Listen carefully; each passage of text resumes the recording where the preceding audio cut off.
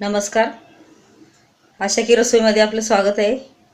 आपण आज बनवूया नीर डोसे तांदळाचे आणि ओल्या खोबऱ्याचे. त्यासाठी काय काय साहित्य लागते ते आपण बघूया. हे तांदूळ स्वच्छ निवडायचे, खडे वगैरे काढायचे आणि 4-5 पाण्यातून चांगले धुवून भिजत ठेवायचे. हे सकाळी मी 8ला ठेवलेत भिजत. आता 6 वाजता मी हे बारीक करायला घेते. थोडासा बेकिंग सोडा टाकायचा त्याच्यात आणि हे ओलं खोबरं लागेल आपल्याला.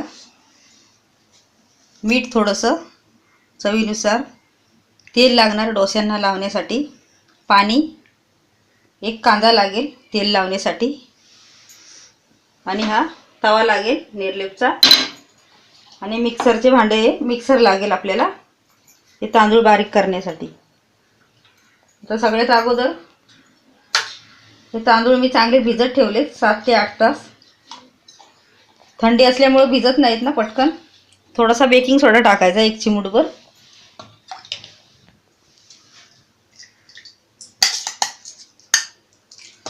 हे असे आता बारीक करून घेऊया आपण मिक्सरवर.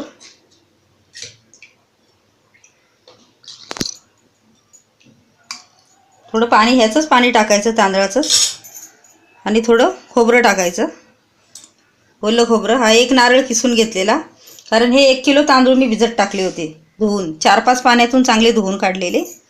आणि थोडं पाणी ठेवायचं ज्यावेळेस आपण ठेवतो भिजायला तेव्हा, आणि त्याच पाण्यात हे बारीक करायचे.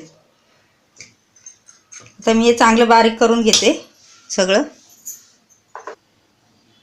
आता हे आपलं तांदूळ बारीक वाटून मिक्सरला बारीक फिरून घेतलेत खोबरं टाकून, ओलं खोबरं. आता आपण मीठ टाकून घेऊया चवीनुसार.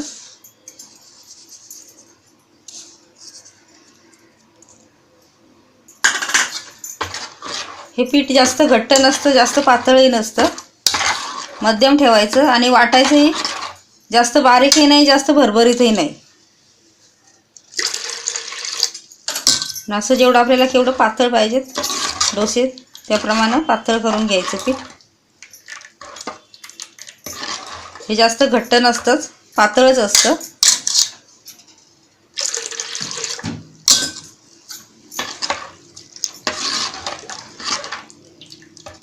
आता मी तवा तापत ठेवला इकडे.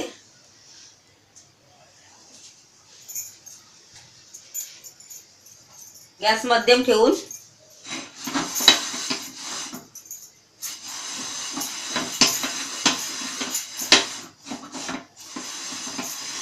हे शक्यतो भिड्यावर काईलवरती करतात. तर आता पारंपरिक पद्धत थोडी कमी झाली आता, जास्त करून ही निर्लेपच्या नॉनस्टिकच्या तव्यावरच करतात. तेल लावून घेऊया आपण. एक कांदा घेतलेला आहे, तो असा पुढं कट करायचा आणि त्याच्यात अशी सुरी अशी खोचून घ्यायची आणि त्याने ते तेल लावायचं.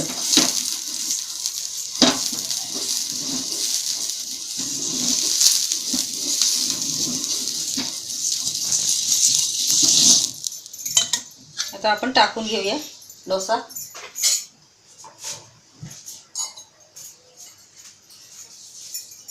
हे बारीक केल्यानंतर पीठ भिजत ठेवण्याची गरज नसते, झटपट होतात.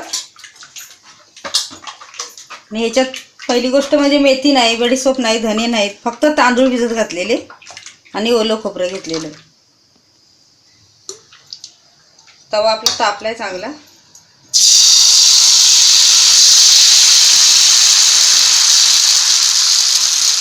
जरा झाकण मारूया आपण 1 मिनिट. गॅस एकदम मध्यम ठेवायचा, एकदम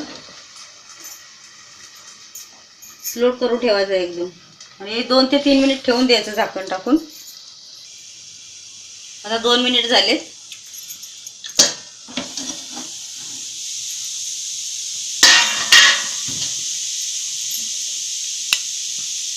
थोडंसं असं तेल सोडायचं, त्याची दुसरी बाजू पलटण्याची आवश्यकता नसते.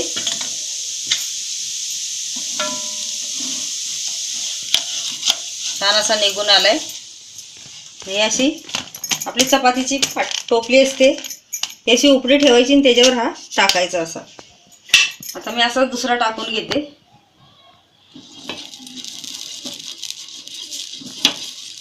झटपट होतात आणि ह्यापेक्षा सोपं पाहिजे असेल आपल्याला नुसते असे घवणे करायचे तांदळाचे तर तांदूळ स्वच्छ धुवायचे सुकवायचे आणि 1 किलो तांदूळ असतील तर 1 चमचा उडदाची डाळ टाकायची त्यात आणि चक्कीवरून दळून आणायची.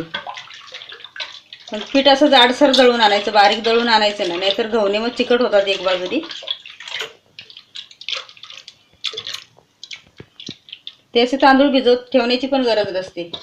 पटकन पीठ आपलं आयतं असलं की पटकन कालवलं की झालं तयार.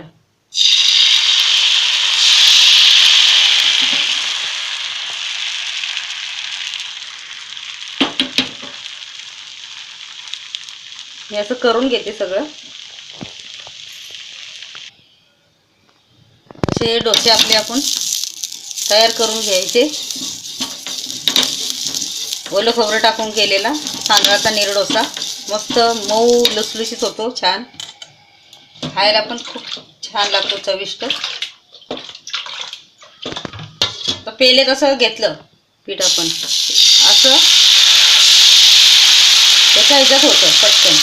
आणि आता मी सुरुवातीला झाकण ठेवलं होतं, आता झाकण ठेवण्याची पण आवश्यकता नाही. पीठ थोडं मागाशी घट्ट होतं म्हणून पातळ केलं. आता परत थोडं थोडं तेल सोडायचं वरून.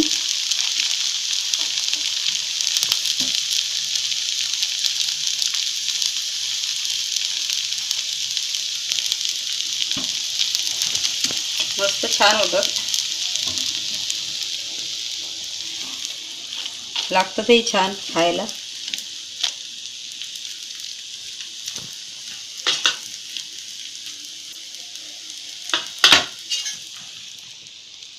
आता आपला हा लगेचच मी गॅस आता फास्ट ठेवलाय, कारण फटाफट होण्यासाठी गॅस फास्ट ठेवलाय, नाहीतर मग मध्यमच ठेवायचा.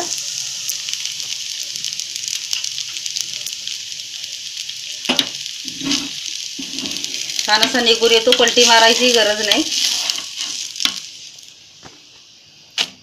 अशा प्रकारे आपले एक एक करून आपण सगळे असे करून घ्यायचे नीर डोसे.